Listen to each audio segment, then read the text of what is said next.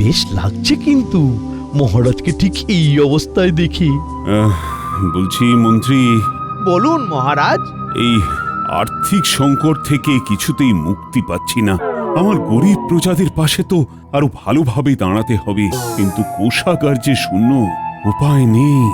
মহারাজ, এই অবস্থা থেকে আপনাকে একমাত্র বাঁচাতে পারেন নবাব বাহাদুর। আমাদের রাজ্যের করুণ অবস্থার কথা জানিয়ে ওনাকে একটা চিঠি লিখুন না। বলেছ ভালো। ও মহারাজের পায়ে মন মন তেল ঢালছে। হ্যাঁ মহারাজ, গোপালের কথা শুনে সত্যি মনটা ভরে গেল। তুমি ধন্য গোপাল, তুমি ধন্য। মন্ত্রীমশাই তো দারুণ অভিনয় করছেন, একেবারে দক্ষ অভিনেতার মতো। মহারাজ, মন্ত্রীমশাইকে কান্না থামিয়ে কিছু গঠনমূলক কাজ করতে বলুন। হ্যাঁ মন্ত্রী, কান্নাকাটি থামাও। তোমাকে কাল মুর্শিদাবাদ যেতে হবে। নবাব বাহাদুরকে আমি চিঠি লিখে দিচ্ছি, তুমি গিয়ে আলোচনা করে কিছু একটা উপায় করো। ও এটাই তো চাইছিলাম, নবাব বাহাদুরের কাছে গিয়ে রাজ্যের হাল হকিকত একটু রং চড়িয়ে বলবো। যথাজ্ঞা মহারাজ, আপনি নিশ্চিন্তে থাকুন, আমি গিয়ে সঠিক কথা বলে কিছু না কিছু করবই। ব্যাস, আমি নিশ্চিন্ত।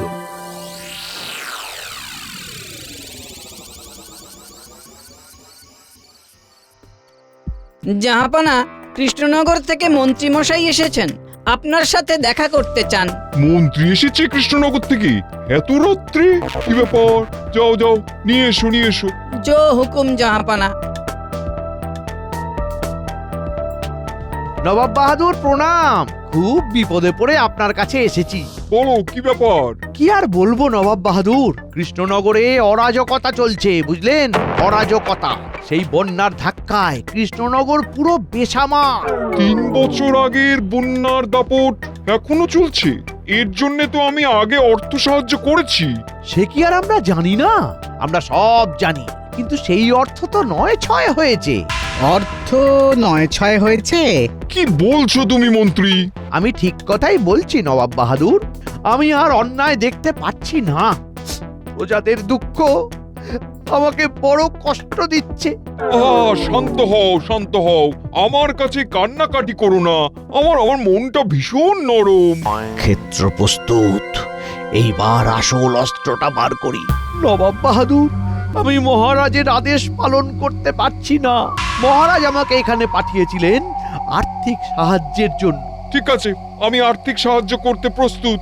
না, মহারাজের হাতে আর একটি কানা করিও না। আপনি নিজে গিয়ে দরিদ্র প্রজাদের হাতে সাহায্য তুলে দেবেন। জাহাপানা, মন্ত্রীমশাই একেবারে সঠিক কথা বলেছেন। ঠিক আছে, তাই হবে। আপনি আপনি আমাকেও অবিশ্বাস করুন। মানে তোমাকেও অবিশ্বাস করব? হ্যাঁ করবেন, কারণ আমিও হলাম ওই মহারাজেরই মন্ত্রী। কে জানে, আমার মনেও তো লোভ জন্মাতে পারে। তাই তাই আপনি আপনার গুপ্তচর পাঠিয়ে সবটা দেখে শুনে নিন নবাব বাহাদুর। মন্ত্রী তুমি ধন্য। এসো এসো এসো, তুমি আমার বুকে এসো। ও কি অপার শান্তি।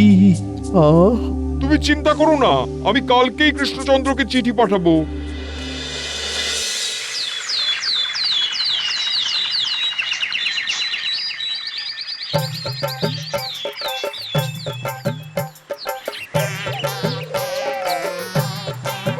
গোপাল দাদা, ও গোপাল দাদা, কথা আছে। কি কথা? আমি মন্ত্রী মশাইকেই তো দেখলাম খুব ব্যস্ত সমস্ত হয়ে বটা ঘটার বাড়ির দিকে গেলেন। বলো কি ভোলা, বটা ঘটার বাড়ির দিকে মহারাজের সাথে দেখা না করে? তোমাকে দেখতে পাইনি তো। না গোপাল দাদা, খুব ব্যস্ততার মধ্যে ছিলেন তো, তাই দেখতে পাননি। ঠিক আছে ঠিক আছে, খবরটা দিয়ে খুব উপকার করেছো বুঝলে। আর একটা কথা, তুমি মন্ত্রী মশাইকে সময় পেলে একটু নজরে রাখবে, কেমন? ঠিক আছে গোপাল দাদা, ঠিক আছে। মন্ত্রী মশাই রাজসভা ছেড়ে বটা ঘটার ঘরে কি করছেন?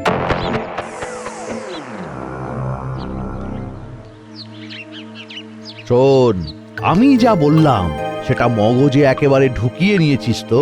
কানের ভেতর দিয়ে একেবারেতে মরমে চলে গেছে। কি বলিস ঘটা? তার বলতে আপনি নিশ্চিন্তে সবাই যান। আমরা আপনার কথা মতো কাজগুলো করে নিচ্ছি। তা তোরা তোদের কাজ শুরু করে দে, পারিশ্রমিক নিয়ে ভাববি না। হ্যাঁ, আমি যাচ্ছি।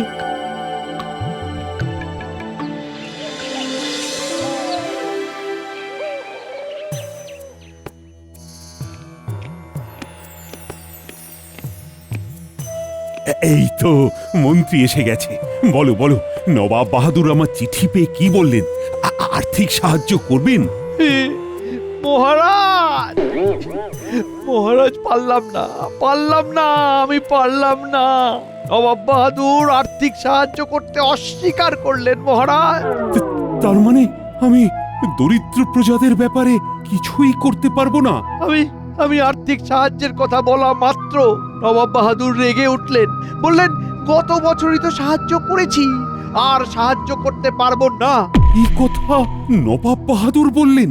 শুধু কি তাই, বললেন গত বছর যা সাহায্য করেছি সেগুলোর হিসেব চাই, কি কি খাতে খরচ হয়েছে সব দেখব। এবার কি হবে মহারাজ? মন্ত্রীমশাই দেখি ঘন ঘন চোখের জল ফেলছেন। দেশের মানুষের জন্য এত দরদ। মন্ত্রীমশাই, কাঁদবেন না, শান্ত হয়ে বসুন। এই কদিন ধরে দেখছি আপনি খুব কাঁদছেন। কাঁদবো না? বলো, কাঁদবো না? মহারাজের এই অসম্মান তো আমি আর দেখতে পাচ্ছি না। ও, তাই বুঝি মুর্শিদাবাদ থেকে ফিরে মহারাজের সাথে দেখা না করে প্রথমেই বটাঘটার সাথে দেখা করতে গিয়েছিলেন? মানে আমি বটাঘটার বাড়ি গেছি, এই কথাটাই গোপাল জানলো কি করে? গোপাল, তুমি আমাকে দেখেছো? কোথায় দেখেছো? আমি আপনাকে দেখিনি, কিন্তু কিন্তু কি গোপাল, কি হলো? চুপ করে থেকো না। আমি দেখিনি, কিন্তু আমার কাছে খবর এসেছে। সম্পূর্ণ ভুল কথা। কাকে দেখতে কাকে দেখেছে মহারাজ? আমাকে কি অতটাই নির্বোধ ভাবেন? না না, ভাবিনি গোপাল, তোমার কোথাও ভুল হচ্ছে। মন্ত্রী কি এরকম ঘটনা ঘটাতে পারে? ঠিক আছে, বৃহত্তর স্বার্থে কিছুটা পিছু হটো। তাহলে তাই হবে, হয়তো ভুলই দেখেছে। দুঃখিত মন্ত্রী মশাই।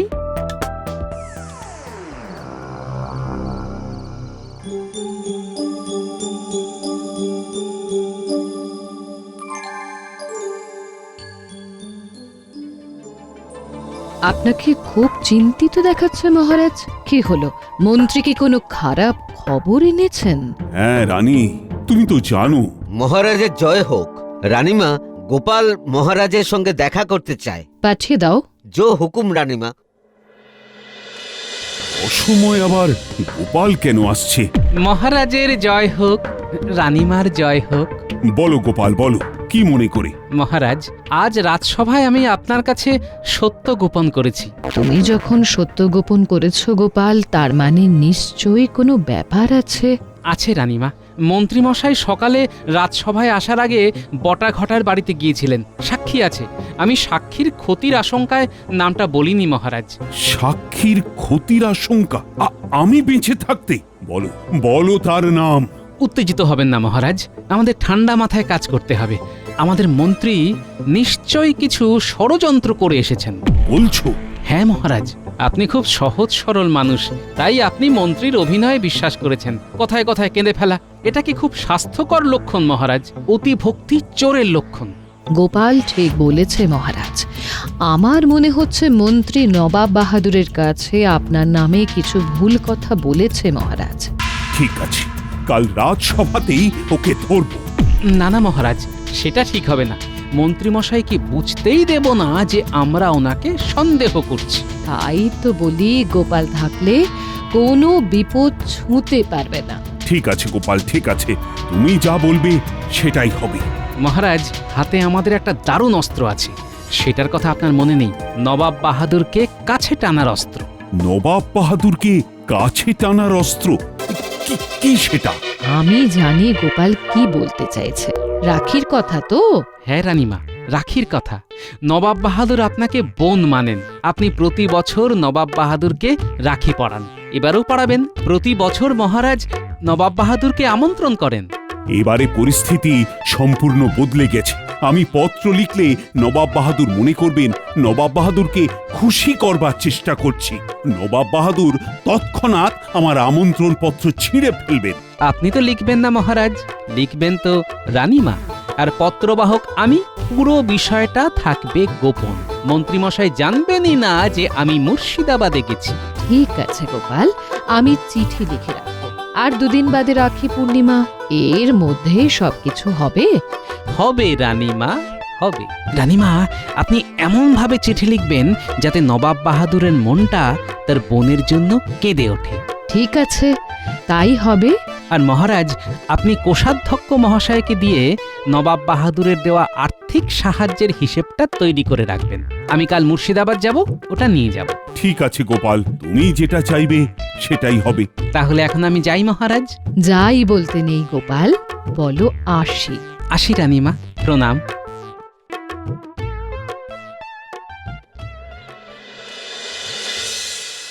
সবাইকে কাগজ দেওয়া হবে। সবাই সারিবদ্ধভাবে শান্ত হয়ে দাঁড়াও। আর মাঝে মাঝে মন্ত্রীমশাইয়ের নামে জয়ধ্বনি দাও। আমার জয়ধ্বনি দিতে হবে না। আহা, তোমরা খুশি হলেই আমি খুশি। ওরে বাবারে, হ্যাঁ এই তো দেখছি মেলা লোকের ভিড়।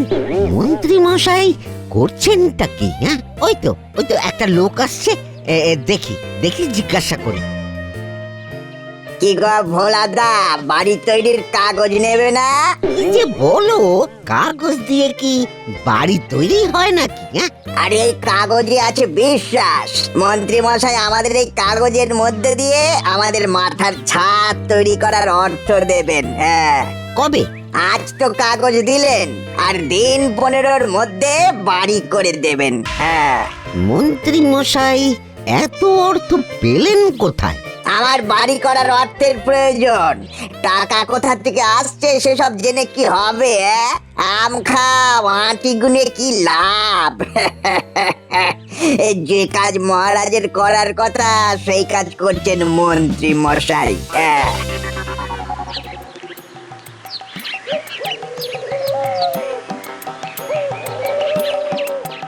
কি গো ভোলা, কিছু খবর আছে নিশ্চয়? আছে মানে ভরপুর খবর। মন্ত্রী মশাই কি একটা কাগজ দিচ্ছেন। সবটা খুলে বলো দেখি। তুমি তো বলেছিলে মন্ত্রী মশাইয়ের দিকে একটু নজর রাখতে। তা সকালে আমি তোমার কথা মতো ওই মন্ত্রী মশাইয়ের বাড়ির দিকে হাঁটা লাগালাম। তারপর দেখলাম সবাইকে কাগজ দেওয়া হবে। কি গো ভোলাদা, বাড়ি তৈরির কাগজ নেবে না? আমাদের মাথার ছাদ তৈরি করার অর্থ দেবেন। হ্যাঁ, বাড়ি করে দেবেন। হ্যাঁ, তাই নাকি?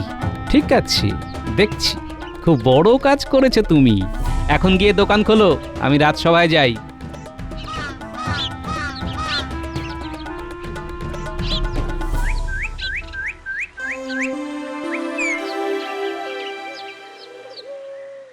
মহারাজ, হই হই কাণ্ড, রই রই ব্যাপার।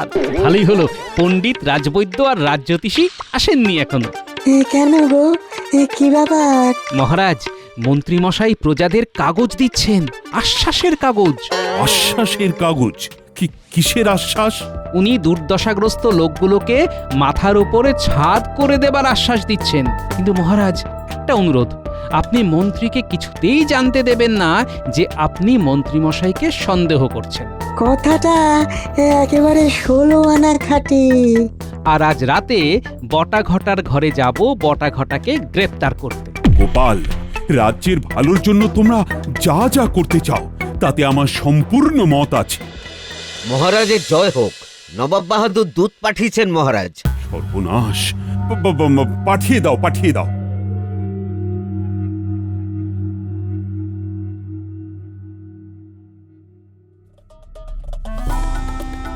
কি গো মন্ত্রী, তুমি এত দেরি করছো কেন?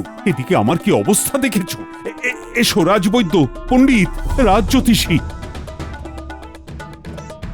আমি তো এসে পড়েছি মহারাজ। দূত, নাও, তোমার কি বলার আছে বলো। নবাব বাহাদুর এই পত্র পাঠিয়েছেন। মন্ত্রী, তুমি পড়ো।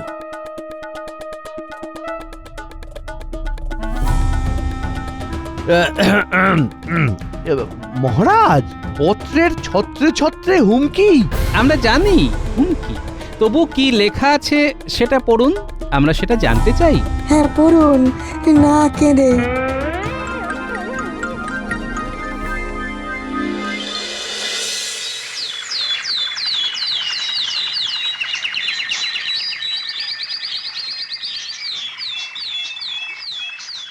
কি হে গোপাল, এত সকালে ভয় পেয়ে নাকি? প্রণাম নবাব বাহাদুর। আপনাকে ভয় করব কেন নবাব বাহাদুর? আপনাকে তো ভালোবাসবো, শ্রদ্ধা করব, আর আপনি যেটা আদেশ করবেন সেটাকে মান্য করব। এটাই তো আমার রাজ্যের রানীমা মানে আপনার বোনের আদেশ। বোন? হ্যাঁ, বোনই তো, কিন্তু কি যে হয়ে গেল? কি হয়ে গেল নবাব বাহাদুর? কিছুই তো হয়নি। আমি তো এসেছি ভাই বোনের দূরত্ব মিটিয়ে দেবার জন্য। আপনার সাথে মহারাজের মতভেদ হতেই পারে, কিন্তু সেই মতভেদের জন্য আমার রানীমাকে ভুগতে হবে কেন? জানেন তিনি আপনাকে কত দুঃখে চিঠি লিখেছেন। আমার বোন আমার জন্য চিঠি লিখেছে? কোথায় কোথায় ও চিঠি? দাও দাও দাও দাও আমাকে। ওষুধ ধরেছে। বোনের চিঠি দাও দাও গোপাল। এই নিন নবাব বাহাদুর।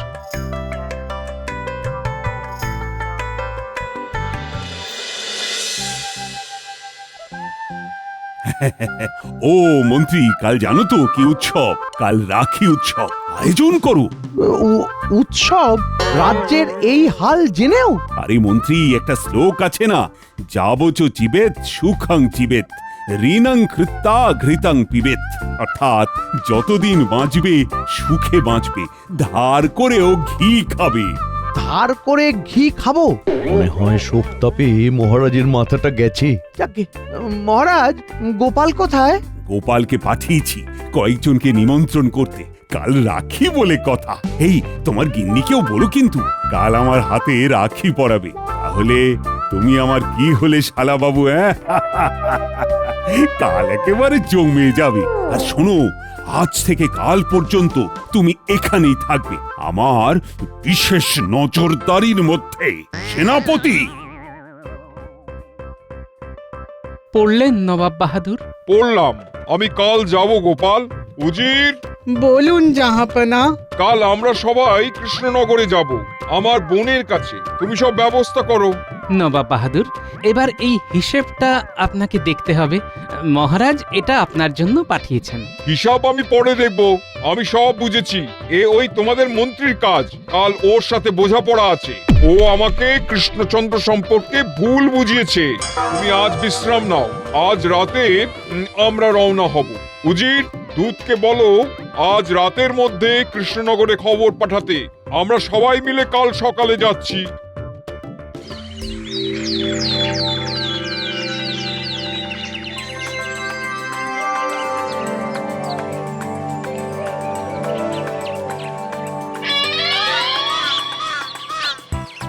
গুলটে, আয় তোর হাতে রাখি পরাই। তাই না, হাত পাড়ি দিয়েছি। এরপর আমাকে পড়াবি পুটি। মহারাজ আসুন আসুন, আপনার হাতে রাখি পরিয়ে দিই। হ্যাঁ, দাও দাও, পরিয়ে দাও।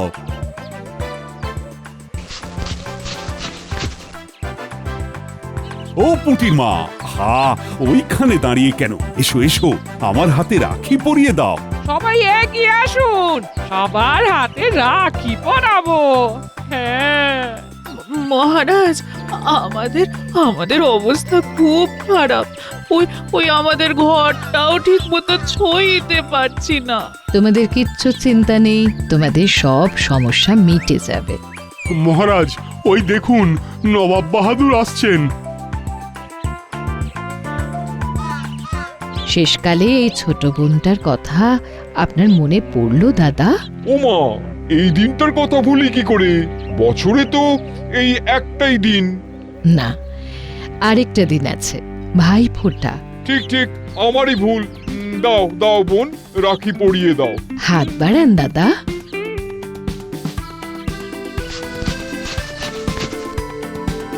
তুমি চির সুখী হও। দাদা আর বোনের এই বন্ধন যেন যুগ যুগ ধরে অক্ষত থাকে। গোপাল, মন্ত্রীর হাতে দড়ির রাখি পরিয়ে দাও। আচ্ছা, আমি কি করলাম? মন্ত্রী মশাই, আপনার সব পাপ কাজের সাক্ষী ধরা পড়েছে, বটা ঘটা। তারা সব স্বীকার করেছে। তুমি তুমি এত বেঈমান, এত নীচ! ছি ছি ছি ছি ছি, তোমার মুখ দেখতে চাই না। সেনাপতি, ওদের বটা ঘটাদের সাথে কয়েদ করে রাখো। সবাই পরবে ফুলের রাখি। আর মন্ত্রী পড়বে দড়ির রাখি। পড়াও সেনাপতি, আমার সামনে পড়াও।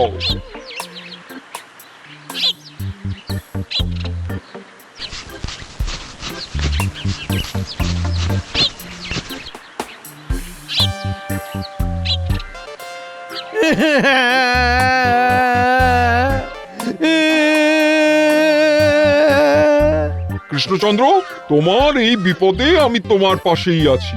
প্রজাবৃন্দ, বন্যায় তোমাদের যা ক্ষতি হয়েছে তা সব পূরণ হয়ে যাবে। এটাই রাখি পূর্ণিমার উপহার। জয় মহারাজের জয়, জয় দরবারের জয়।